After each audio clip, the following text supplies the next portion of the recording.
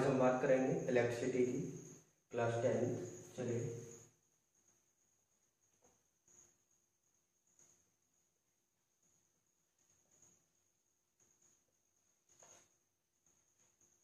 तो पहला जो टॉपिक आएगा वो रहेगा इलेक्ट्रिकल पावर। इलेक्ट्रिकल पावर क्या होती है? इलेक्ट्रिकल पावर, अगर हम इलेक्ट्रिकल पावर के बारे में बात करें तो electrical work done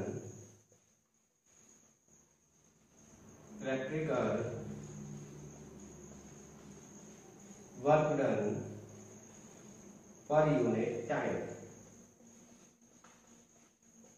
electrical work done per unit time. Electrical work done क्या होगा? W, और इलेक्ट्रिकल पावर को किससे डिनोट करेंगे हम? P से। सो P इक्वल टू हो जाएगा W per unit time means upon T। तो पावर इक्वल टू क्या हो जाएगा? Work upon time. अगर हम इसकी यूनिट की बात करें, यूनिट अगर एमपीएस में निकालें तो यूनिट क्या होगी? वर्क की क्या होगी? जूल। टाइम की सेकेंड, तो यूनिट क्या हो जाएगी? Joule per second. बट ऐसा यूनिट की बात करें, अगर हम इसकी ऐसा यूनिट की बात करें तो ऐसा यूनिट क्या होगी इसकी? वॉट। ऐसा यूनिट क्या रहेंगे? वॉट। तो हम क्या कंसीडर करेंगे यहां से? दोनों से joule per second and what. 1 what equal होगा 1 जूल पर सेकेंड। क्लियर? क्योंकि दोनों ही यूनिट किसकी हैं? पावर। पहली यूनिट जूल पर सेकेंड, दूसरी क्या है? वॉट। तो 1 वॉट किसके इक्वल होगा? 1 joule per second. Clear?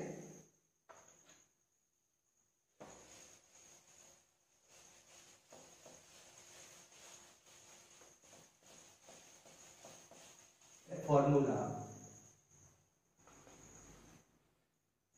For calculating electrical power, it means P।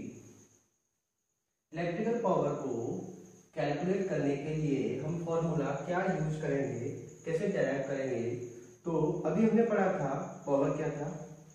Work done, electrical work done per unit time, W upon T। अब यहां से हम देखते हैं कि जो इलेक्ट्रिकल वर्क डन होता है ये क्या होता है? इलेक्ट्रिकल वर्क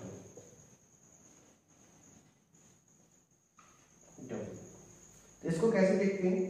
सपोज करो ये एक कंडक्टर है और इस कंडक्टर के दोनों एंड्स के बीच में एक पोटेंशियल डिफरेंस है V, और इससे T टाइम के लिए यदि I करंट फ्लो किया जाता है।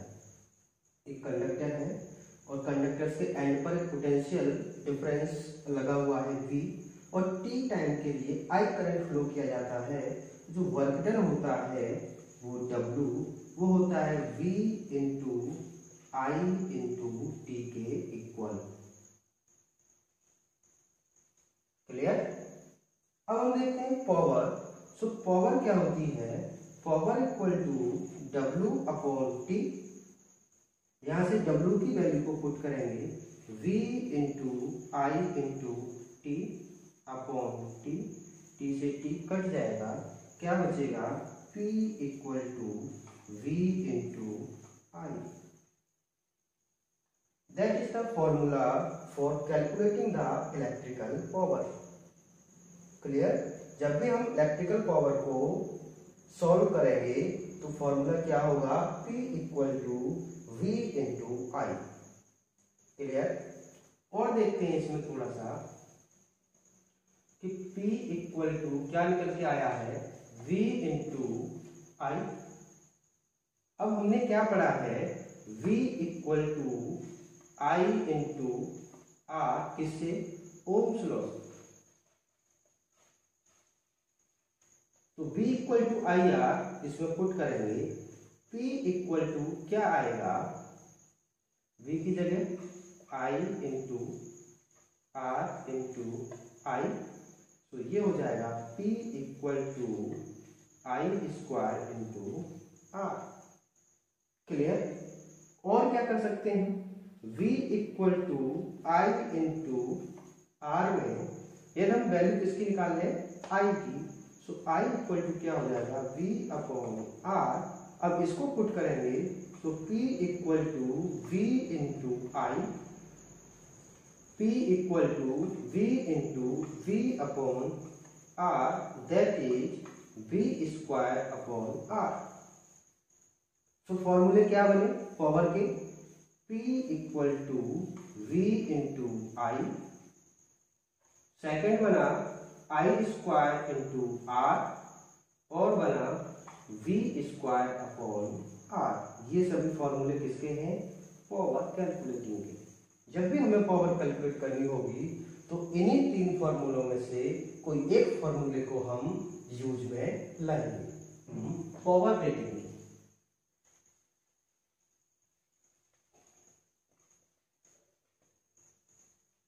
पावर रेटिंग क्या, जैसे कोई एक बल्ब है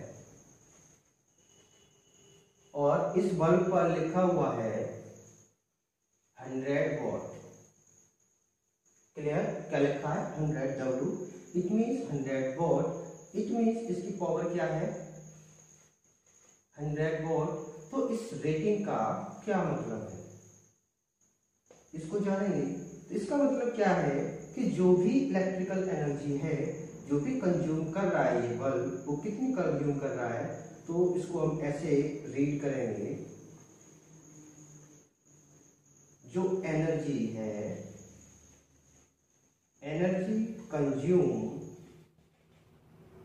bye bulb, energy consume by bulb equal to 100 joule per second. It means ये जो बल्ब होगा जिस पर 100 वॉट लिखा हुआ है, ये क्या करेगा, एनर्जी कंज्यूम करेगा एक सेकेंड में कितनी, 100 जूल। कितनी करेगा, 100 जूल। यदि यहाँ पर लिखा होता 250 वॉट, 250 वॉट, तो ये कितनी करता, एक सेकेंड में कितनी करता, 250 जूल। यदि यहाँ पर होता 750 वॉट, तो ये कितनी कंज्यूम करता, 1 सेकेंड में 750 जूल। आई थिंक क्लियर हो गया होगा। जो पावर रेटिंग होती है उसका क्या मतलब होता है कि जो भी रेटिंग लिखी हुई होती है वो उतनी ही एनर्जी कंज्यूम करता है एक सेकेंड में। क्लियर।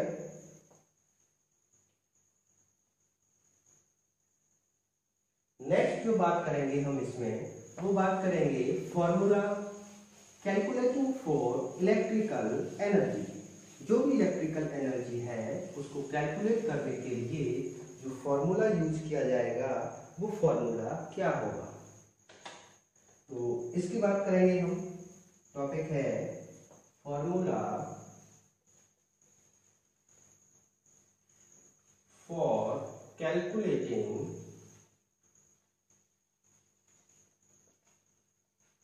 Electrical energy. क्या फॉर्मूला रहेगा, आप जानते हो, according to law of conservation of energy, conservation of energy क्या होता है कि जो एनर्जी है वो न तो क्रिएट की जा सकती है और ना ही डिस्ट्रॉय की जा सकती है, ये कंजर्व रहती है। और हम क्या कर सकते हैं, इसको एक फॉर्म से दूसरे फॉर्म में कन्वर्ट कर सकते हैं। तो क्या देखते हैं कि जो इलेक्ट्रिकल वर्क डन होता है, इलेक्ट्रिकल जो वर्क डन है ये किसमें कन्वर्ट हो जाएगा, यही कन्वर्ट हो जाएगा इलेक्ट्रिकल एनर्जी में। किसमें कन्वर्ट हो जाएगा? इलेक्ट्रिकल एनर्जी में। और ये क्या रहेगी? ई। क्या रहेगी? ई। अब जो इलेक्ट्रिकल वर्क निकल के आया था वो क्या निकल के आया था? W equal to V into I into T. तो ये क्या हो जाएगा? E equal to V into I into T. और हमने देखा था कि V इंटू आई किसके इक्वल आया था? तो E इक्वल टू हो जाएगा P into t, where P equal to V into I. ये हमने पढ़ा था जब हमने निकाला था क्या? Electrical power. तो इलेक्ट्रिकल एनर्जी क्या आ गई? P into t. अगर इसकी यूनिट की बात की जाए तो यूनिट क्या होगी इसकी? पावर की वॉट, एंड टाइम की क्या होगी यहाँ? आवर। तो ये क्या हो जाएगी? Watt into hour. और इसको कैसे लिख सकते हैं हम? W H. ये कैसे होगी इसकी? Smaller unit.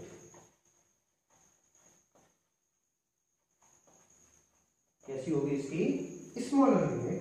तो इसकी लार्ज यूनिट के बारे में बात करते हैं। लार्ज यूनिट के बारे में। वो क्या रहेगी? Kilowatt into hour. इसको कैसे लिखेंगे? के डब्ल्यू एच। और अगर इसको हम कन्वर्ट करना चाहें एनर्जी के फॉर्मेट में, मींस जूल में, कैसे कन्वर्ट करेंगे? किलोवाट को कन्वर्ट करेंगे इसमें वॉट में, 1000। और वॉट क्या होता है? Joule upon second into hours को सेकेंड में 60 इंटू 60 क्या रहेगा? सेकेंड। सेकेंड से सेकेंड कट जाएगा, ये कितना आएगा? 3 6 1 2 3 एंड 2 0। और ये कितना हो जाएगा? जूल। तो ये काउंट करो, 1 2 3 4 5 एंड ये 6। तो ये आता है 3.6 into 10 to the power 6 joule. यानी हमें याद रखना है क्या? कि 1 किलो वॉट आर ये किसके इक्वल होता है? 3.6 into 10 to the power 6 joule. Clear? I think समझ में आ गया होगा। अब इसमें नेक्स्ट टॉपिक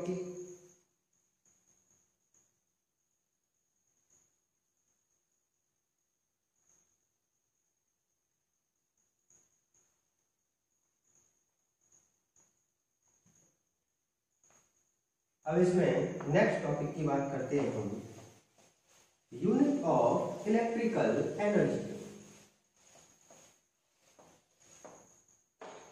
अगर हम बात करें यूनिट ऑफ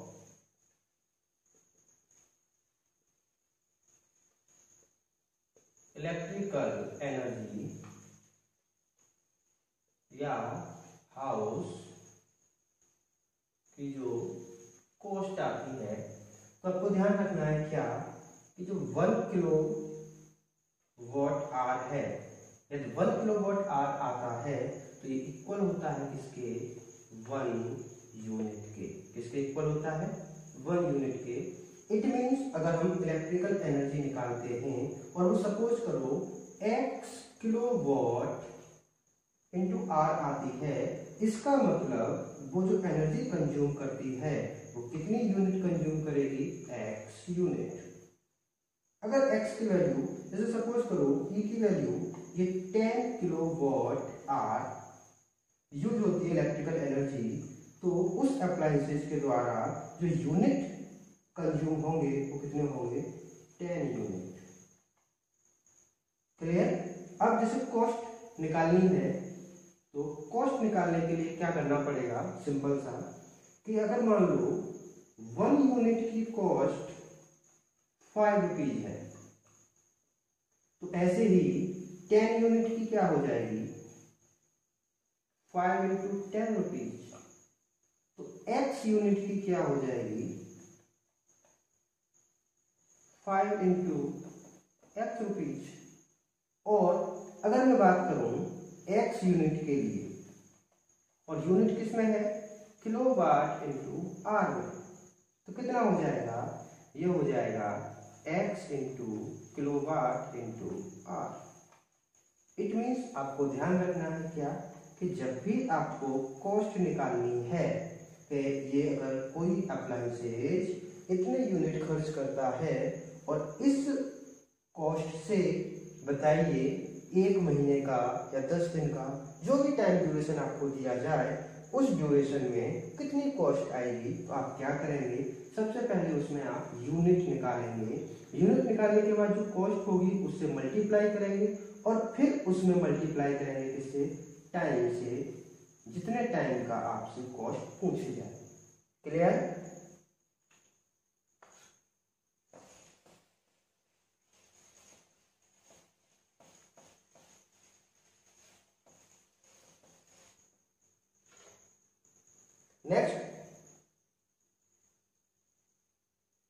नेक्स्ट टॉपिक जो है वो आता है हीटिंग इफेक्ट।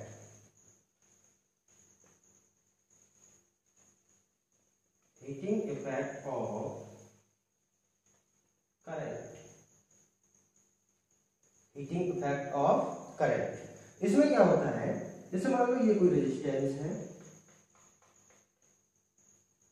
और इस रेजिस्टेंस की बहुत ज्यादा वैल्यू है, इट मींस हाई रेजिस्टेंस है। कैसा रेजिस्टेंस है, हाई रेजिस्टेंस है। और जैसे ही इस हाई रेजिस्टेंस से हम करंट फ्लो कराएंगे तो ये क्या करेगा, करंट का बहुत ज्यादा अपोज करेगा, और जब बहुत ज्यादा अपोज करेगा तो ये कैसा हो जाता है, बहुत ज्यादा हॉट हो जाता है, वेरी हॉट। और जो ये बहुत ज्यादा हॉट होने के कारण क्या प्रोड्यूस करने लगता है, हीट प्रोड्यूस क्या करने लगता है, हीट प्रोड्यूस करने लगता है।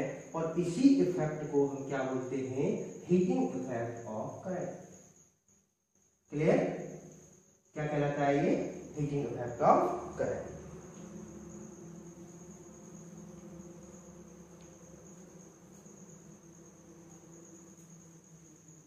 अब अगर इसके कैलकुलेशन की बात करें कि कैलकुलेशन में कितना आता है, तो हम जानते हैं कि जो वर्क डन होता है वो क्या निकल के आता है, Q into V. It means जैसे मान लो ये क्या था, रेजिस्टेंस, इसके दोनों एंड्स पर क्या लगा हुआ है, V पोटेंशियल अप्लाई है और इससे Q चार्ज फ्लो होता है, तो वर्क डन कितना होगा, W equal to Q into V, that is equation number 1. What we know that Q equal to I into T, that is equation number 2, and V equal to I into R, that is equation number 3. तो आप क्या लिखेंगे, from equation 2 and 3, putting the value of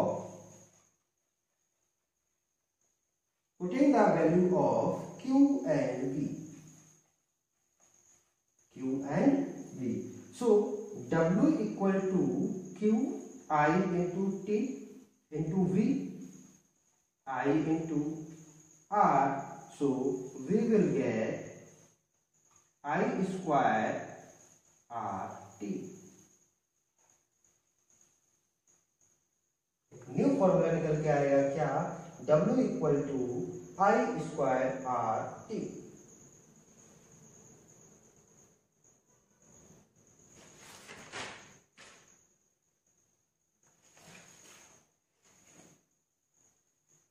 अब क्या निकल के आया था, W equal to I square R T. और ये जो वर्क डन है, यही वर्क डन किसमें कन्वर्ट हो जाता है, हीट की फॉर्म में। किसमें कन्वर्ट हो जाता है, हीट की फॉर्म में, that is H. So H equal to क्या हो जाएगा, आई स्क्वायर आर टी। ये फॉर्मूला आपको ध्यान रखना है। Application of heating effect of current. Application of heating effect of current. कहाँ कहाँ यूज होता है ये? अगर हम फर्स्ट बात करें तो सबसे पहले इलेक्ट्रिक या फिर electrical heating appliances.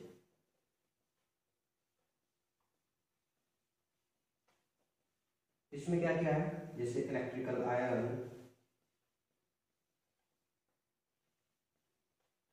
Electrical toaster,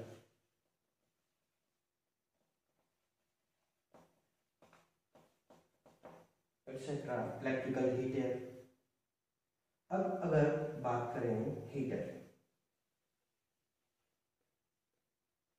electrical heater, तो इलेक्ट्रिकल हीटर में इसका जो फिलामेंट होता है, फिलामेंट किसका बना होता है? नाइट्रोन का। मेटल है नाइट्रो, उसका बना होता है, आपको ध्यान रखना है। सिमिलरली अगर हम बात करें इलेक्ट्रिक बल्ब की, तो ये भी इसी प्रिंसिपल पर वर्क करता है, हीटिंग इफेक्ट ऑफ करंट। ये भी प्रोड्यूस क्या करता है? Heat and light. तो ये भी क्या, अगर इसके फिलामेंट की बात की जाए तो इसका जो फिलामेंट है वो टंगस्टन का बना होता है, जो एक मेटल है। रीजन क्या होता है? इसका जो मेल्टिंग पॉइंट होता है वो कैसा होता है? बहुत ज़्यादा हाई होता है, अबाउट समथिंग 3300। क्लियर?